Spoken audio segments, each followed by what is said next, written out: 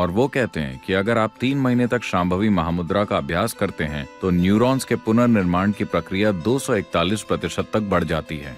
आज तक किसी भी तरह की रिसर्च के इतिहास में इस तरह की बढ़ोतरी दर्ज नहीं की गई है। सिर्फ 21 मिनट के एक आसान से अभ्यास से आपके दिमाग के काम करने की क्षमता 241% बढ़ जाती है और न्यूरॉन्स का पुनर्निर्माण होता है।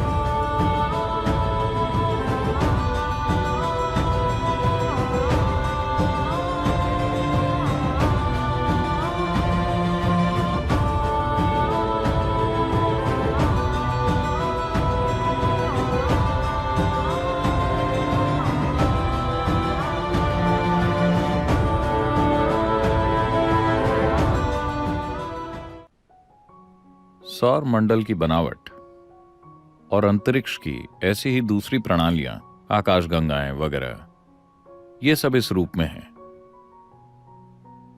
क्योंकि वो ज्यामिति की एक सटीकता तक पहुंच गई है। ज्यामिति यानी अभी पृथ्वी सूर्य के चारों ओर घूम रही है, इसे अपनी सटीक ऑर्बिट मिल गई है, इसीलिए ये लगातार घूमे जा रही है।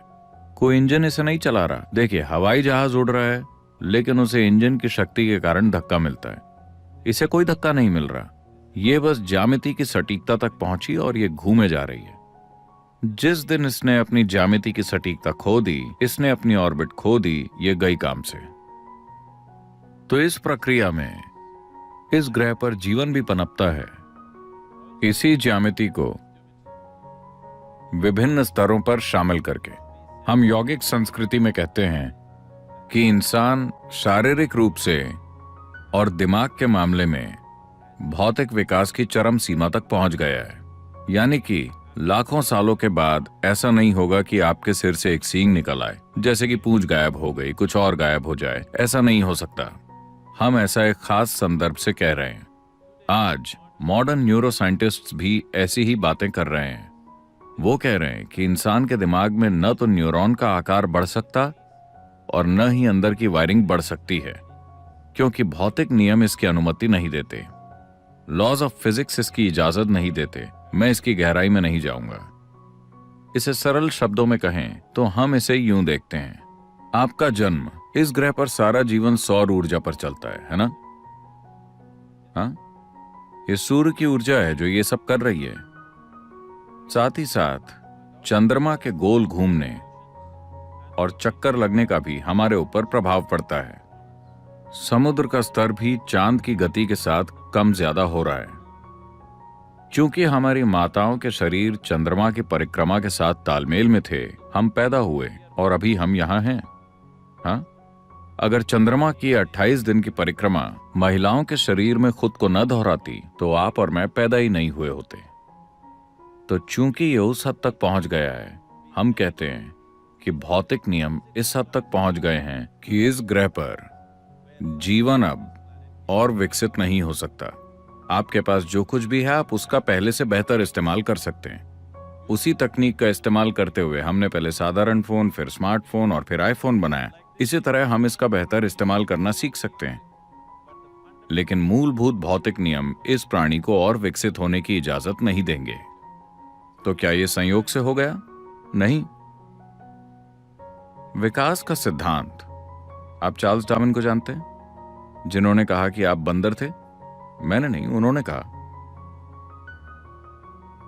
अगर आप विकास के सिद्धांत को देखें, जिसे सिर्फ 150 साल पहले ही प्रस्तुत किया गया था, हम हजारों साल पहले ये कह चुके हैं। मतलब, क्या आप 10 अवतारों के बारे में जानते हैं? कम से कम 9 तो आप जानते होंगे जो आ चुके हैं।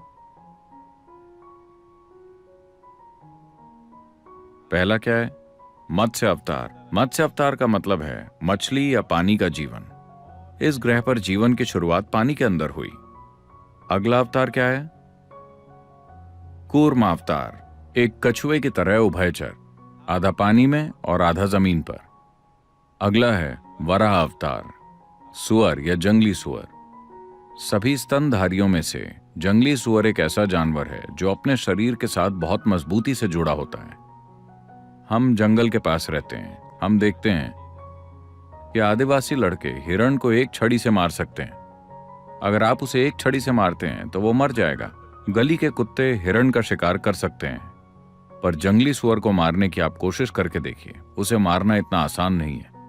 आप उसे गाड़ी से ठोक दीजिए, उसकी रीढ़ की हड्डी टूट गई, फिर भी वो चला जाएगा, वो रुकेगा नहीं, क्योंकि वो शरीर से मजबूती से जुड़ा होता है। उसका जीवन बहुत शारीरिक है।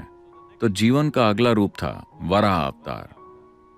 इसका सीधा सा मतलब यह है कि सृष्टि के रचयिता की पहली अभिव्यक्ति थी मछली, फिर एक कछुआ, फिर एक जंगली सुअर, अगला है नरसिंह, आधा आदमी आधा जानवर, अगला है वामन, एक बौना आदमी, अगला है एक पूर्ण रूप से विकसित लेकिन भावुक होकर धीरज खो देने वाला इंसान परशुराम, अगला है एक शांतिपूर्ण इंसान राम, अगला है एक प्रेम करने वाला इंसान कृष्ण, अगला है एक ध्यान में मग्न इंसान बुद्ध।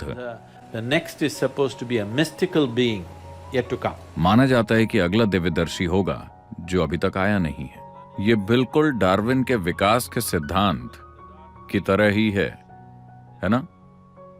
ये दोनों एक ही क्रम में हैं, ठीक एक ही क्रम में।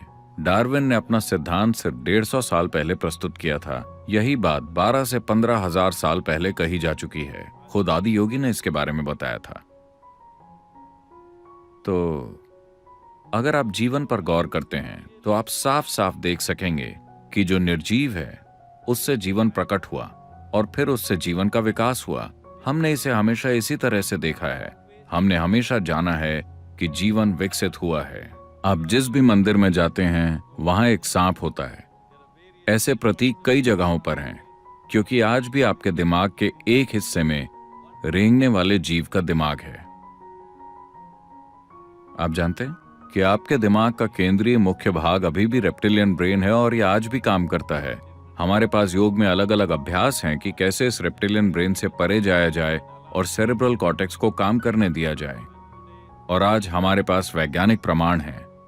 यूनिवर्सिटी ऑफ कैलिफोर्निया ने शांभवी महामुद्रा पर साइंटिफिक स्टडीज की हैं। ये बुनियादी क्रिया है जिसे हम सिखाते हैं, और वो कहते हैं कि अगर आप 3 महीने तक शांभवी महामुद्रा का अभ्यास करते हैं तो न्यूरॉन्स के पुनर्निर्माण की प्रक्रिया 241% तक बढ़ जाती है। आज तक किसी भी तरह की रिसर्च के इतिहास में इस तरह की बढ़ोतरी दर्ज नहीं की गई है। सिर्फ 21 मिनट के एक आसान से अभ्यास से आपके दिमाग के काम करने की क्षमता 241% बढ़ जाती है और न्यूरॉन्स का पुनर्निर्माण होता है। इसका मतलब है कि जैसे जैसे आपकी उम्र बढ़ेगी आप ज्यादा बुद्धिमान होते जाएंगे। आमतौर पर जवान लोग सोचते हैं कि आप मूर्ख होते जा रहे हैं। हाँ, आपका दिमाग असल में बढ़ रहा है। समझे आप? ये हर दिन बेहतर हो रहा है। अब वैज्ञानिक प्रमाण भी मौजूद हैं। हम हमेशा से ये जानते थे, पर आज एक मीटर को ये कहना पड़ता है। अगर कोई इंसान कहता है तो ये सच नहीं है। अगर कोई इंसान कहता है तो बात भरोसे के लायक नहीं है। किसी मीटर को ये कहना होगा। अब मीटर भी कह रहे हैं कि बस 21 मिनट का अभ्यास करने से आपका दिमाग असल में बढ़ रहा है। और आप मीटर पर यकीन मत कीजिए, आप बस 3 महीने तक ये अभ्यास कीजिए और देखिए, आप पाएंगे कि अचानक आपका दिमाग कितना स्पष्ट और कितना तेज हो जाएगा।